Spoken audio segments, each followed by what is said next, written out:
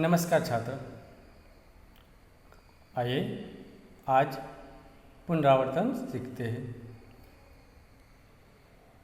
पुनरावर्तन यानी कि जो हमने सीखा है इसे दोबारा दोहराना। इससे क्या होता है? दृढ़ीकरण, यानी कि जो हम पढ़े हैं उसे हम जल्दी से अच्छी तरह से याद कर सकते हैं। यहाँ पर हम देखते हैं, खाली स्थानों में सही वर्ण लिखकर नाम पूर्ण करो। इससे पहले के वीडियो में हमने इकाई 1, 2 और 3 इन इकाइयों का पुनरावर्तन किया था, जिसके अंतर्गत स्वर और व्यंजन 12 खड़ी लेखन सीखा था। अब 12 खड़ी लेखन के आधार पर यहाँ पर हम चित्रों के आधार पर शब्द लेखन सीखेंगे, जिसमें अलग अलग प्रश्न होंगे, लेकिन सब में एक ही बात आपको सीखनी है कि नए नए शब्द कैसे लिखे जाते सीखे जाते हैं। ठीक है, अब यहाँ पर देखिए, पहला है चित्र, उसे ध्यान से देखिए। किसका चित्र है ये? पहला जो चित्र है वह है गाय। नीचे खाली जगह है, यानी कि पूरा शब्द नहीं लिखा है, यह लिखा है। क्या बाकी है? गा, तो शब्द होगा गाय। दूसरा चित्र किसका है? बकरी, लेकिन ब क लिखा है, रे बाकी है, तो बकरी। इसके बाद तीसरा चित्र खाली जगह क्ष क, और चित्र किसका है? एक पढ़ाते हुए व्यक्ति का, जिसे क्या कहते हैं?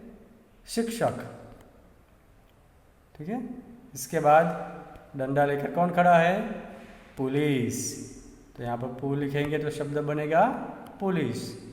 इसके बाद मिट्टी के बर्तन, खिलौने बनाने का काम करने वाले को हम क्या कहते हैं? कुम्हार। ठीक है, कुम्हार। इसके बाद किसका चित्र है? एक फल है, संतरा। इसके बाद सब्जी कौन सी है? हरे दाने वाली दानेदार मटर की सब्जी है। इसके बाद फल है, कौन सा फल? ये है सेब। बाद में आगे देखिए, एक और फल का नाम है अमरूद, यानी जामफल, अमरूद। इसके बाद अंगूर के बाद फिर से एक सब्जी आई, लौकी यानी दूधी। आलू यानी बटाटा। तो इस तरह से यहाँ पर खाली स्थान के अंदर हमें सही वर्ण लिखना है। वर्ण कैसे लिखेंगे आप? चित्र का आधार लेकर, और शब्द पूरा करेंगे। अब यहाँ पर देखिए, एक और नया प्रश्न है, जिसमें कहा गया है उदाहरण के अनुसार शब्द बनाओ और लिखो। यहाँ पर एक उदाहरण दिया है कि क छू, और तीर की दिशा में आ लिखा है। क छू के पीछे हमें आ लगा देना है, यानी तीर की दिशा में पढ़ना है। क छू आ, उदाहरण में देखिए कछुआ लिखा है। उसी प्रकार बाकी के शब्द भी बनाने हैं। म छू आ, ब टू आ, म हू आ। ठीक है, इस प्रकार तीर की दिशा में पढ़ना है और शब्द बनाना है। अब दूसरा देखिए, बड़ी, और इसके बाद तीर की दिशा में मान, साई, ख और रान लिखा है। तो बारी बारी से हम सबके आगे ई स्वर लगाएंगे, तो शब्द बनेगा, पहला है ईमान, दूसरा बनेगा ईसाई, तीसरा बनेगा ईख, और चौथा बनेगा ईरान। उसी प्रकार तीसरा देखिए, जिसमें ब है और उसके सामने गुला, तख, रसात और करी लिखा है।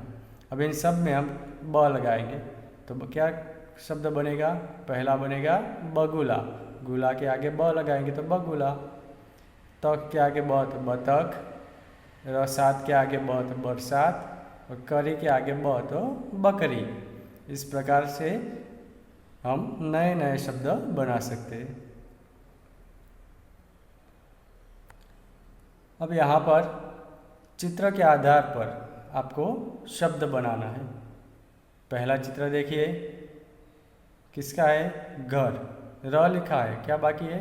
ग, तो बनेगा घर। और वही शब्द नीचे की लाइन में आपको फिर से लिखना है, दोबारा लिखना है। दूसरा चित्र किसका है? बस। बस। तीसरा चित्र मगर। फिर नल, पानी का नल। इसके बाद है हल। हल के बाद रथ। रथ के बाद पतंग। पतंग के बाद टमाटर। टमाटर के बाद ढकना। ढकना के बाद है धनुष। धनुष के बाद जो है वह है डफ। इसके बाद इसे डफली भी कहते हैं, डफ को डफली भी कहते हैं, ठीक है। इसके बाद है थर्मस। थर्मस के बाद है जग। जग के बाद है चरखा। चरखा के बाद है भगत। भगत के बाद कमल। कमल के बाद यज्ञ, और यज्ञ के बाद फल।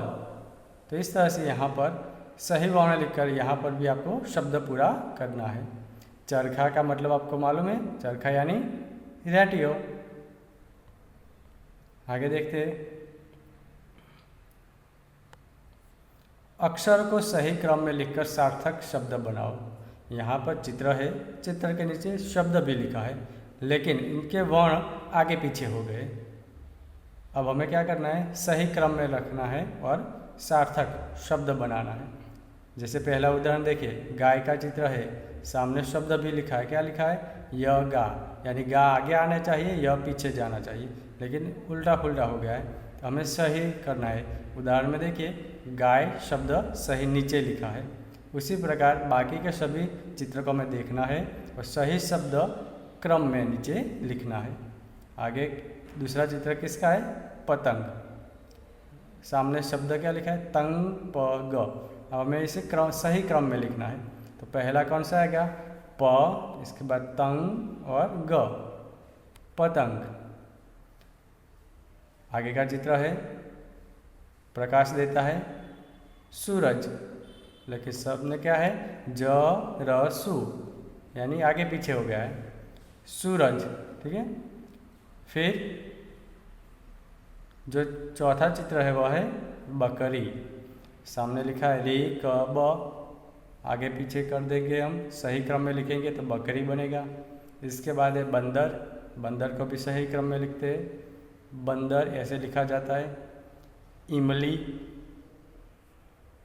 ठीक है। इमली के बाद लड़का, लड़का। फिर चा गी ब, यानी कि बगीचा। इसके बाद हाचू, हाचू को सही क्रम में लिखेंगे तो चूहा।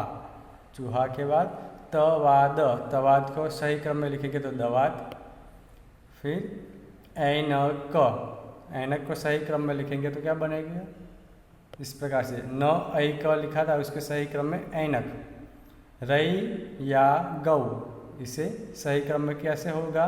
गौरैया। गौरैया एक चिड़िया का प्रकार है, नाम है गौरैया। तो यहाँ पर हमें क्या करना है? सही क्रम में लिखना है और सार्थक शब्द बनाना है। फिर चित्र पहचान कर शब्द लिखो। यहाँ पर चित्र दिया है, इसे पहचानना है और शब्द लिखना है। पहला चित्र किसका है? जिसमें हम समय देखते हैं, घड़ी। घड़ी यानी घड़ियाल, घड़ी।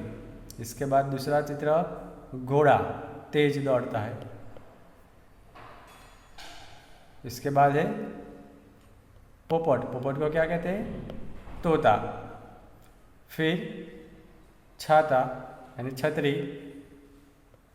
फिर नारियल। इसके बाद है उंदर। उंदर को कहते हैं चूहा।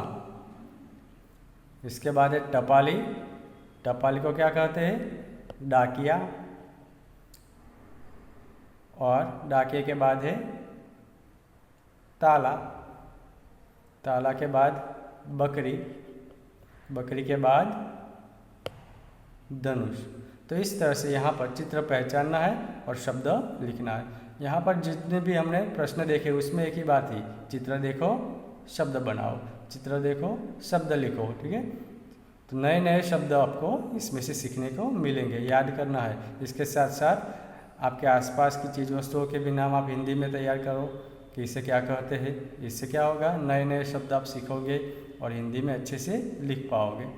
यहाँ पर पुनरावर्तन के अंतर्गत जो हमने सीखा है उसे अपनी नोटबुक में नहीं लिखना है, इसे तैयार करना है, क्योंकि ये तो हमने पहले ही नोट में लिखा हुआ है।